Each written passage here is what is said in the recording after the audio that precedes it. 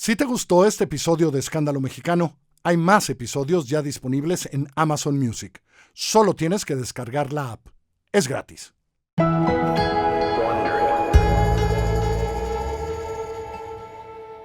Antes de comenzar, una nota para nuestros escuchas. Este episodio contiene descripciones de violencia sexual y adicción a las drogas que pueden resultar molestas para algunas personas.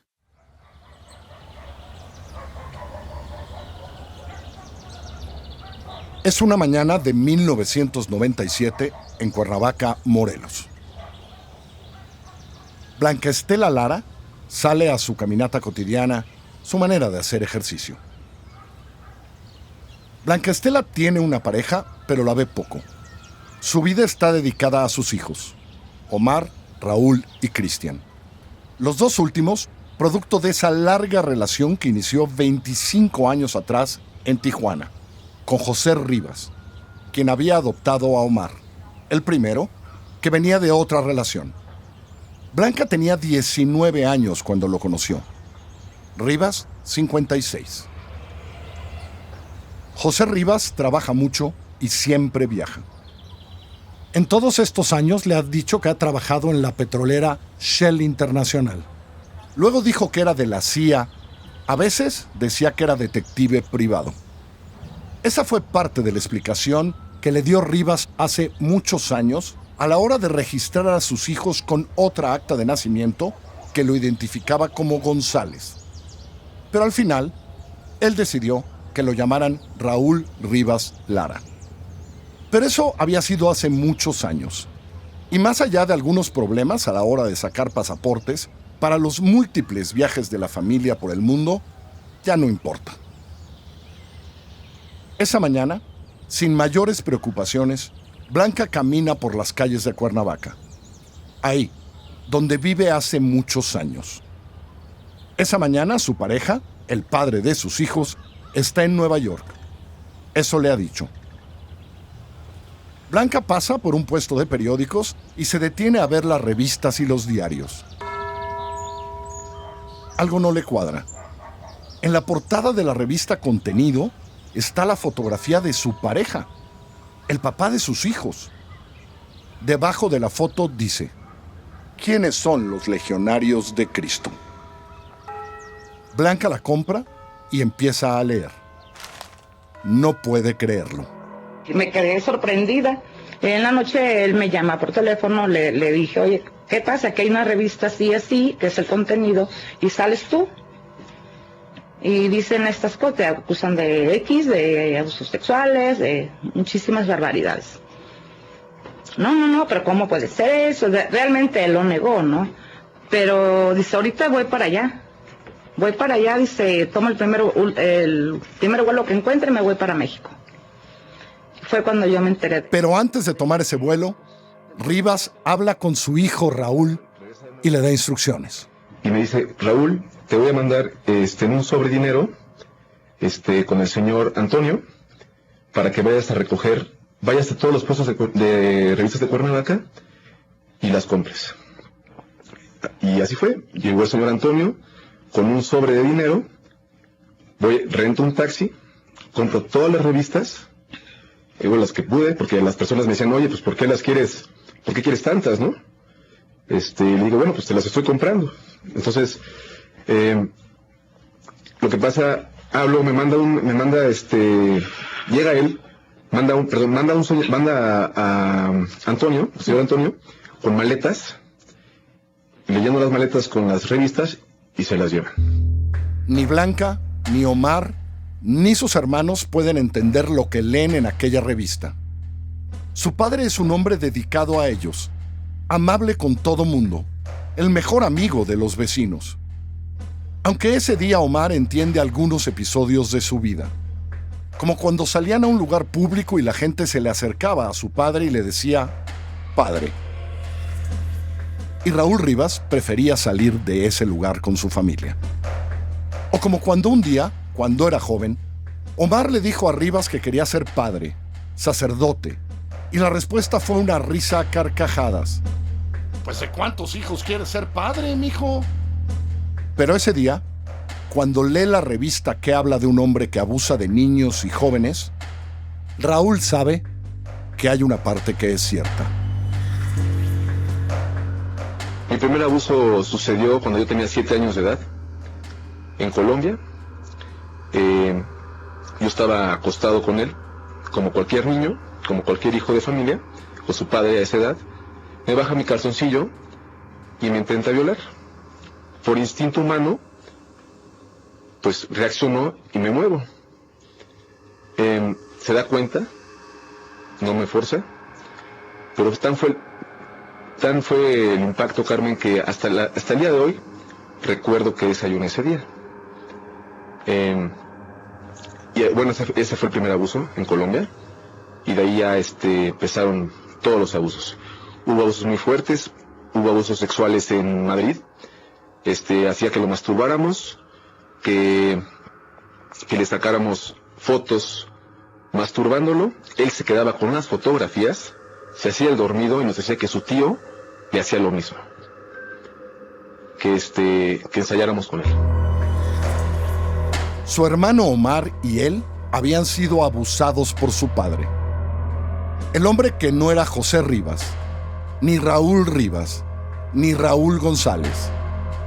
Ese hombre era Marcial Maciel, sacerdote, amigo de los papas, de los ricos, de los políticos, el famoso y admirado líder de la congregación católica mexicana más poderosa del mundo, los Legionarios de Cristo.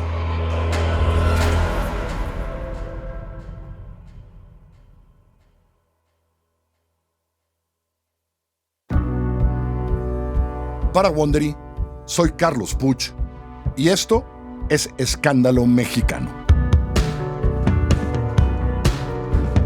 Hace muchos años que la Iglesia Católica Mexicana y la Romana tienen las denuncias de los abusos sexuales y la adicción a las drogas de Marcial Maciel, el hombre de cotija que se codea con los más poderosos de México, de España y de Roma. Durante muchos años, Maciel y sus cómplices han construido un imperio. Acumulan seminarios, más de 100 iglesias, cientos de sacerdotes, más de 100 instituciones educativas entre escuelas y universidades en México, en Chile, en España, en Estados Unidos e Italia. Pero así en la pobreza en que vivíamos, yo fui educándolos en la disciplina y en la limpieza y en el orden. En esos días que sale la revista Contenido, sus arcas están llenas. Millones y millones con los que Maciel viaja por el mundo, compra favores y casas y viajes, por supuesto, pero sobre todo la voluntad y el silencio de muchos. En todos esos años, Maciel sigue abusando de niños y de jóvenes, satisfaciendo su afición a las drogas y guardando tantos secretos como perversiones. Consentido por los papas, recibe todo tipo de nombramientos para comisiones y grupos especiales del Vaticano. Para celebrar los 50 años de la Legión de Cristo, en Roma, en la Basílica de San Pedro, el Papa ordenó a 60 sacerdotes de la Legión. Se ve, se siente, legionarios están presentes. En ese 1997, Maciel ha cumplido con todos sus sueños y todos sus crímenes. Ha callado enemigos, ha premiado a los fieles. Pero nada dura para siempre. Y ese año se comenzará a derrumbar. Todos hijos e hijas de Padre Maciel. Este es el episodio 2, Maciel, el Intocable.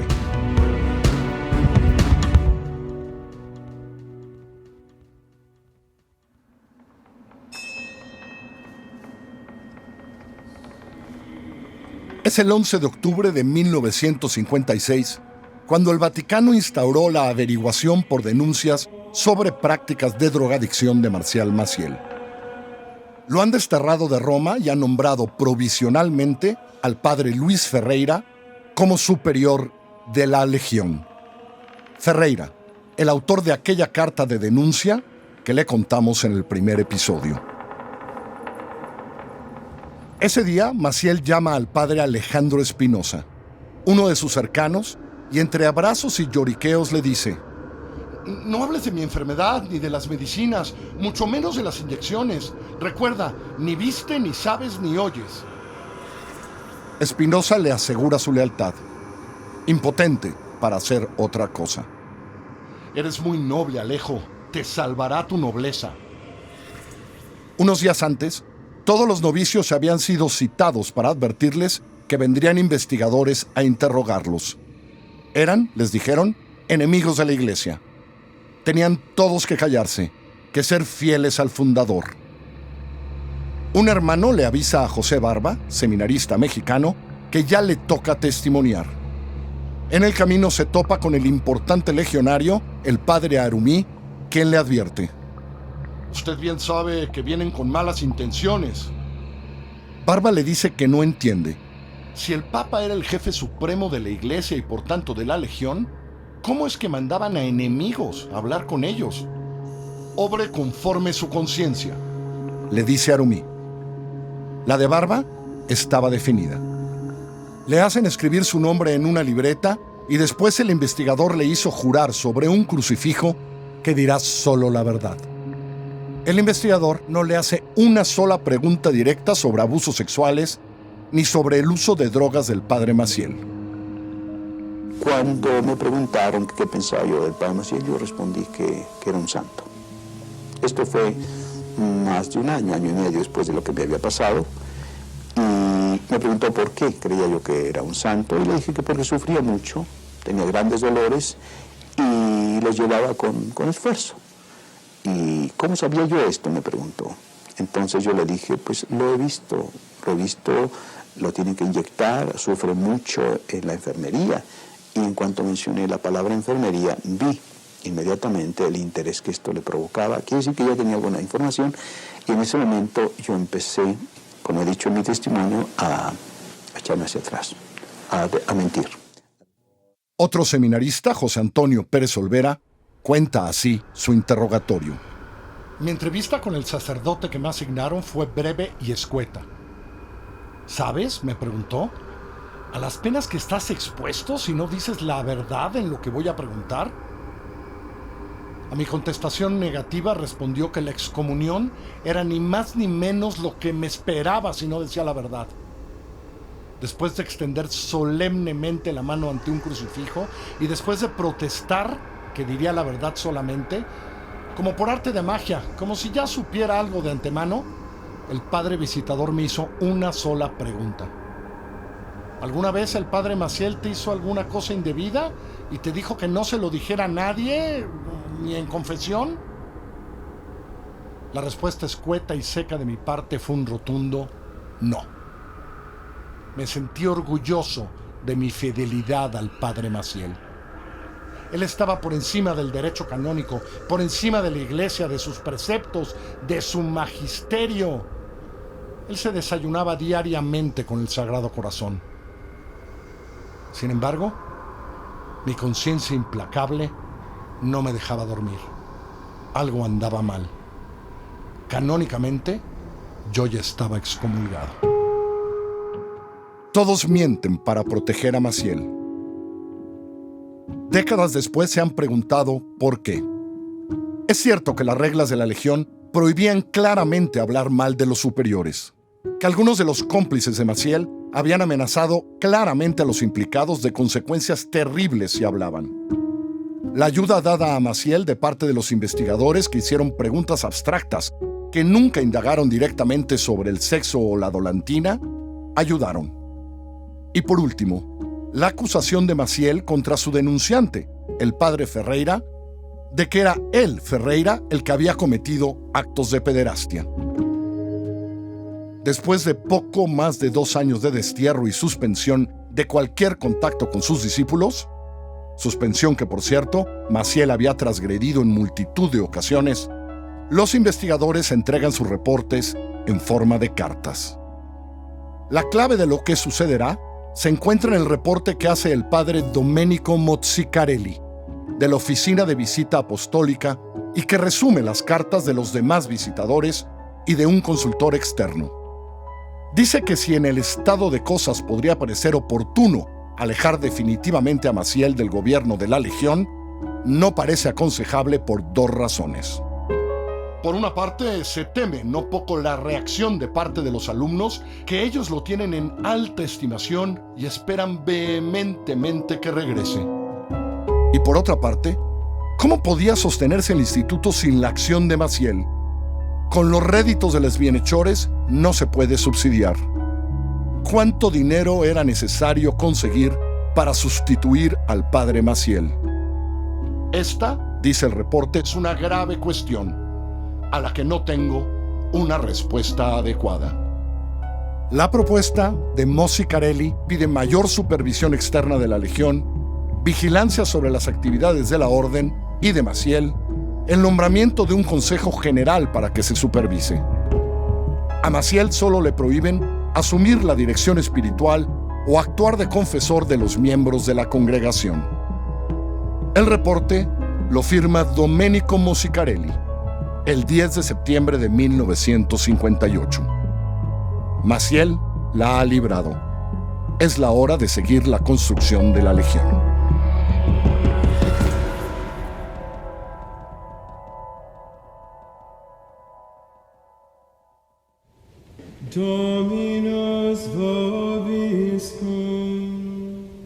Es la primavera de 1959 en España. Después de una misa solemne, Marcial Maciel reúne en el vestíbulo de una capilla a los suyos, al harem, como les llamará Alejandro Espinosa. Les traen noticias del nuevo mundo, como dice él, de México. Emprenderemos la construcción de universidades, de la Universidad Anáhuac. Habrá oportunidad para un fraccionamiento de lujo por la plusvalía de las edificaciones. La barranca de Tecamachalco impedirá el paso al desarrollo proletario cerca de esa zona. Pero con el cambio de régimen construiremos un puente que la conectará con la avenida Reforma y los terrenos subirán de precio al cielo. No queremos ciudades perdidas cerca del Anáhuac, como nos pasó con el Instituto Cumbres. A pesar de tanto esfuerzo, no hemos logrado erradicarlas. Don Santiago Galas ya donó el edificio de medicina. Don Fernando Senderos, el de leyes. Don Manuel Espinosa Iglesias, el de contabilidad. Se hacen imprescindibles jóvenes bien preparados, de buen porte, guapos, sí, jóvenes seglares, como empleados de cualquier empresa que atiendan estos negocios y reciban buenos sueldos para lograr un rendimiento óptimo. Un trabajo como cualquier otro atendido con eficiencia. La empresa deberá ser empresa y así deberemos manejarla, sin titubeos. Maciel ha conseguido comprar, con sus benefactores, los terrenos que rodearán la universidad y que unos lustros después se convertirán en una de las zonas más exclusivas de Ciudad de México. El negocio es enorme.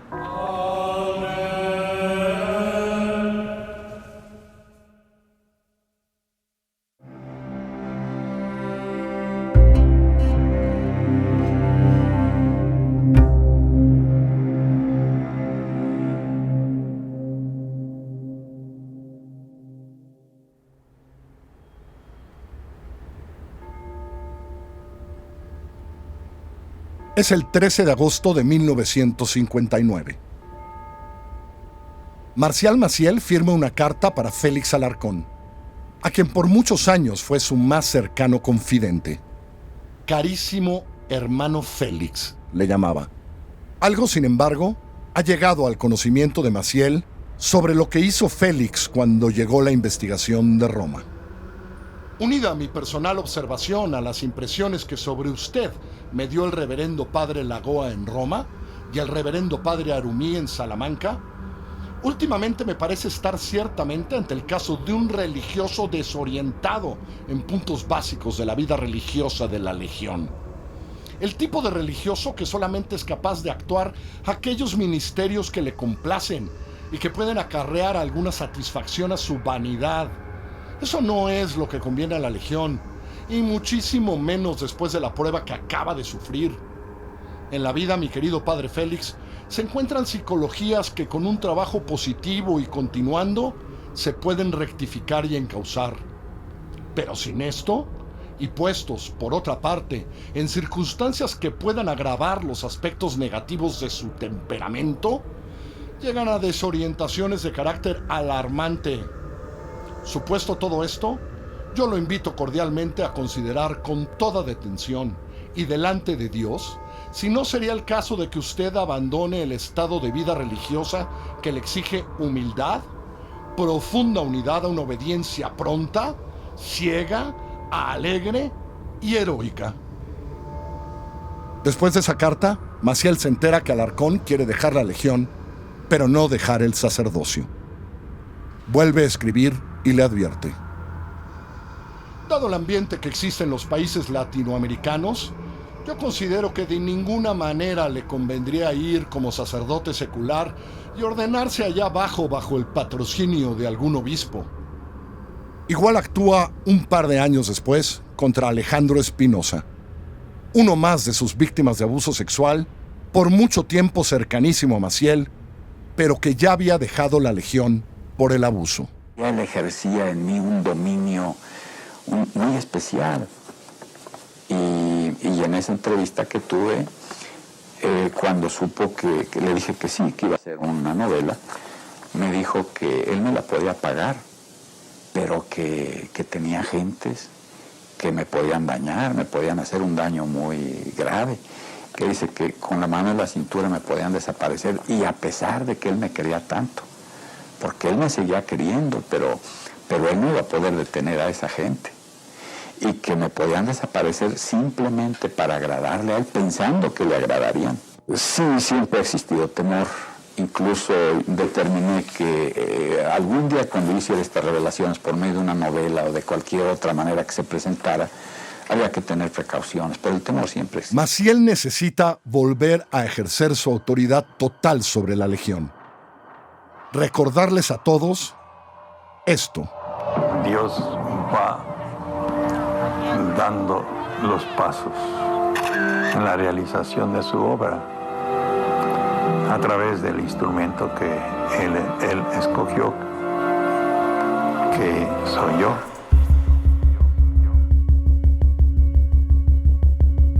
Es 18 de abril de 1962. El secretario de la Congregación de Religiosos en Roma, la institución vaticana encargada del gobierno de la Iglesia en relación a la liturgia y los casos de beatificación y santidad, recibe una llamada del obispo de San Sebastián, en España. Después de la llamada, escribe un informe de aquella conversación que el obispo había pedido fuera confidencial. El padre Marcial Maciel ha dado un grave espectáculo en el Hotel Continental. El señor obispo recibió una comunicación telefónica del auditor asesor de la Nunciatura Apostólica de Madrid, que le refiere que el padre Maciel se encuentra en gravísima dificultad con la policía de San Sebastián. El escándalo incluía drogas, utilización de menores de edad, identificaciones falsas. El espectáculo de Maciel habían sido 5 días en el hotel de San Sebastián, comprando y consumiendo dolantina. El sacerdote enviaba a sus discípulos, 3 mexicanos y un español, a comprar la droga, a veces con documentos falsos, a veces con los propios. El supervisor farmacéutico de San Sebastián envía al Vaticano los nombres y los números de pasaporte, incluido el de Maciel. Cuenta también que cuando fueron sorprendidos, intentaron sobornar a un policía español con 70,000 duros, unos $6,000 de aquellos tiempos, para que callaran. La primera petición se había hecho a través de la dueña del hotel. En principio, la farmacéutica se había negado, pero en consideración, como dice el reporte, que eran sacerdotes y extranjeros que alegaban encontrarse de viaje en peregrinación al santuario de Lourdes y que era un padre de la peregrinación el que padecía un cólico nefrítico, le habían facilitado la droga. La receta prometida el día de la primera entrega nunca llegó, como no llegaron en las otras compras amañadas de diferentes farmacias. Informó el director de los farmacéuticos de San Sebastián. Las compras implicaron toda clase de trucos y artimañas. Trataron y consiguieron burlar las disposiciones españolas con relación a la venta de estupefacientes, sorprendiendo el sentido católico y diferente hacia unos sacerdotes extranjeros. Después de este nuevo escándalo de drogas, como lo había hecho un lustro atrás, Maciel opera para salir impune. Desde Roma, a donde viaja para ser internado en un hospital, le escribe a su principal benefactora mexicana, Flora Barragán de Garza. Dios nuestro Señor me ha hecho pasar una Cuaresma y Semana Santa como solamente Él sabe hacer pasar a quienes tenemos que pagar cuentas para que haya más sacerdotes en América Latina.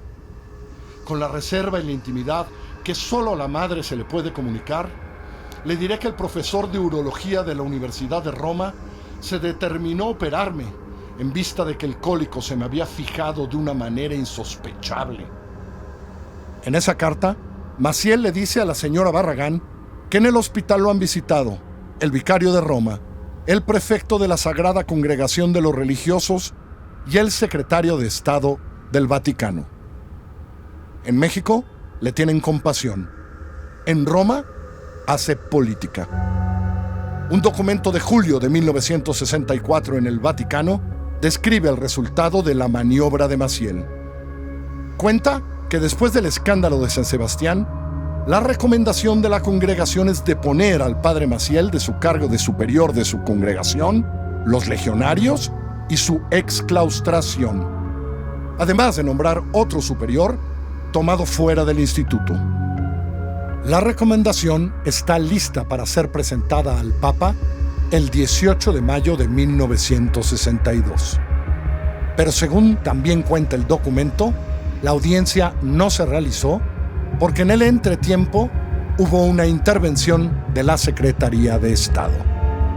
En otro documento posterior queda aún más claro.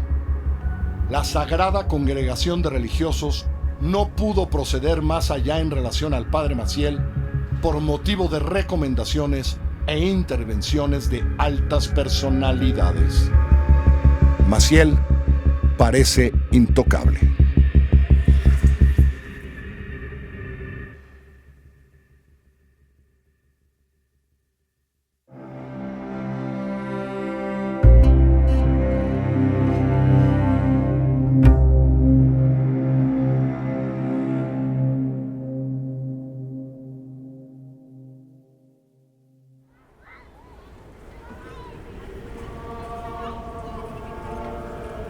Es Roma en 1990. ¡Miren a la cámara! Normita, quítate el sombrero, dale la mano al guarda. Eso pide quien sostiene la cámara. Norma Hilda Rivas tiene 4 años. Lleva un vestidito blanco de hombros abullonados, sombrero a juego y calcetines con puntilla de ganchillo, como visten las niñas de buena familia. Norma recorrió las dependencias del Vaticano acompañada de su padre y de uno de sus hermanos, José, que tenía 9 años cuando se tomó la instantánea y la conserva desde entonces. Norma piensa que es su primo. ¿Quieren una foto con el guarda suizo?, les había preguntado su padre. Acababan de salir de una de las zonas más exclusivas del Vaticano. Despachos, oficinas y un gran auditorio donde el Papa concede las audiencias de grupo. Todos ahí conocían a el señor que los llevaba, pero nadie preguntó quiénes eran esos niños que llevaba de la mano, a pesar de que Norma lo llamase papá. Marcial Maciel nunca se separaba de sus hijos en sus recorridos por el mundo, pero por si acaso solía ponerles un guarda, un hombre que se encargaba de ellos. Los boletos los compraban sus secretarios de la Legión. Así pasearon por Canarias, por Barranquilla, por Medellín, por México, por Madrid, por París. Entre los 9 y los 10 años, José estuvo en Roma 3 veces. Y en una de aquellas visitas a la capital italiana, el mediano de los hijos mexicanos de Maciel recibió la primera comunión del propio Juan Pablo II, como después lo haría Normita. México, siempre fiel. Unas veces viajaban todos los hermanos con Blanca Estela, o viajaban con Norma Hilda Baños, la madre de Normita, a quien presentaban a los chicos como su tía. En esta primavera en Roma, Normita y José, que por entonces estudiaba ya en Dublín, viajan solos con su padre. Norma Baños, la madre de la pequeña Norma, había conocido a Maciel cuando tenía 17 años a finales de la década de los 70. Ella era mesera en un restaurante de Acapulco, donde había nacido. Como lo había hecho con Blanca Estela, Maciel se presentó como ejecutivo petrolero, uno que trabajaba para Shell y que viajaba mucho. 9 años después, en Acapulco, nació Normita. Para Norma, su pareja, el padre de su hija se llamaba Raúl Rivas, quien desde el primer momento se encargó de proveer para ella y después para su hija. Maciel nunca juntó a sus 2 mujeres, pero sí a sus hijos. ¿Listos? Detrás de la cámara que captura a los 2 niños de la mano de un guarda del Vaticano está el propio Marcial Maciel.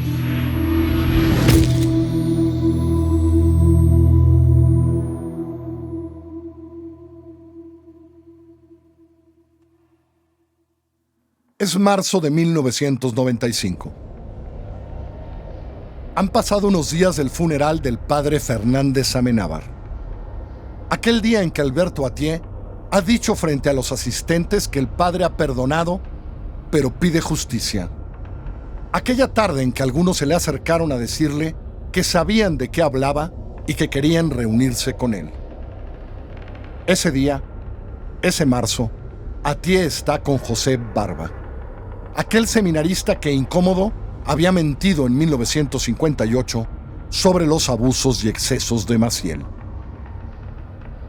Le narra con detalle su propia experiencia y Atié queda asombrado por el fondo y las formas de lo que le había dicho Amenábar, sin que él le mencionara a Barba algo al respecto. Barba le dice que conoce varios casos similares y le explica por qué habían dilatado tanto en saberlo entre ellos.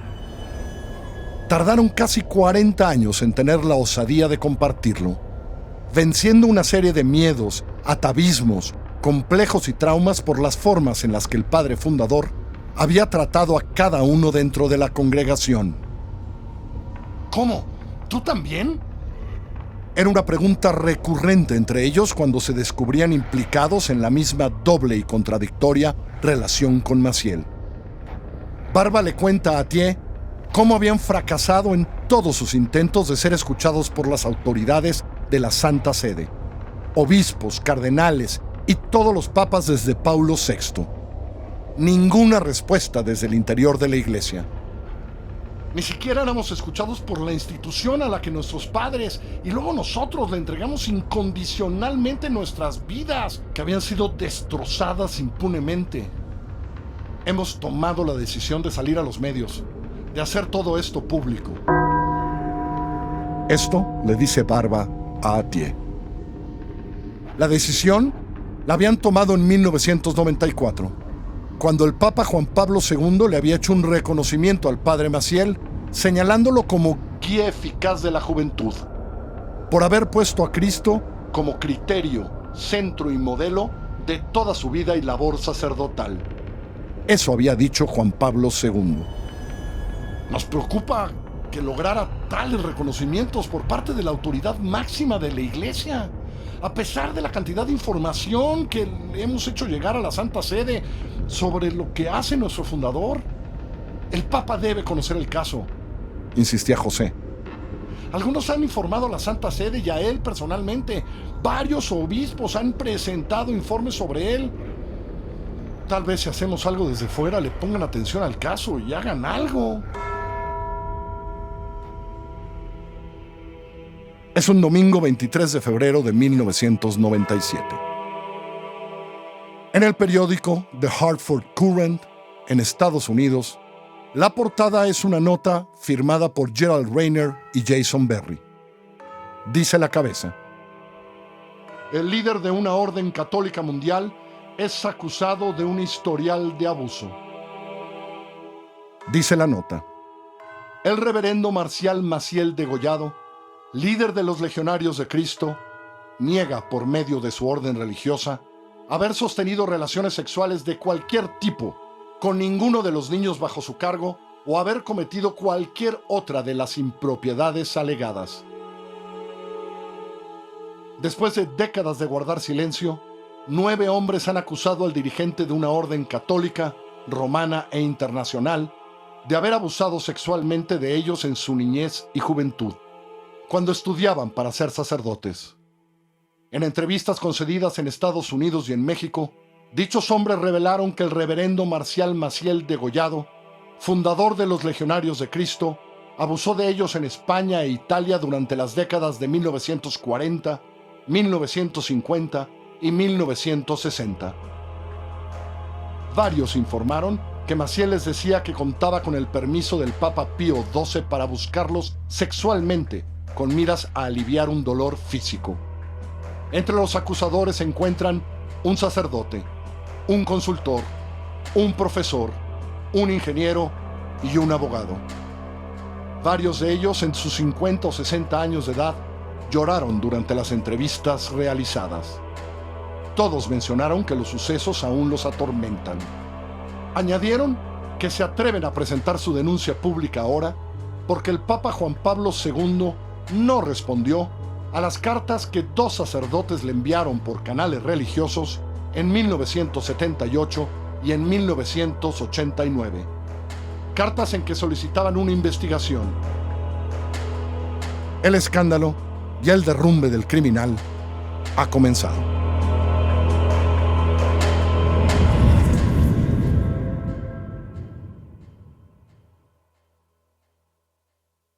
Muchas gracias por escucharnos. Sigue Escándalo Mexicano en tu plataforma favorita. Si quieres tener acceso preferente a cada episodio y sin anuncios, lo puedes hacer a través de Amazon Music. Amazon Music está incluido en tu membresía de Prime. Descarga ahora la app Amazon Music. Suscríbete a Wondery Plus en Apple Podcast o descarga la app de Wondery para tener acceso una semana antes y sin anuncios a todos los episodios de Escándalo Mexicano. En nuestro próximo episodio, después de la publicación del Hartford Courant, los medios mexicanos comienzan a hacer sus propias investigaciones y por un momento parece que el imperio criminal se derrumba. Pero no es así. En su defensa, intervienen las más altas esferas del gobierno, poderosos empresarios y el silencio del Vaticano y la curia mexicana. Maciel, quien ha librado por medio siglo las acusaciones sobre sus perversidades y crímenes, opera con sus cómplices para volver a salir bien librado, de la mano de su amigo, su protector, el Papa Juan Pablo II. En el siguiente capítulo, una llamada de presidencia. Amigo, te pido que no transmitas lo que están preparando del padre Maciel.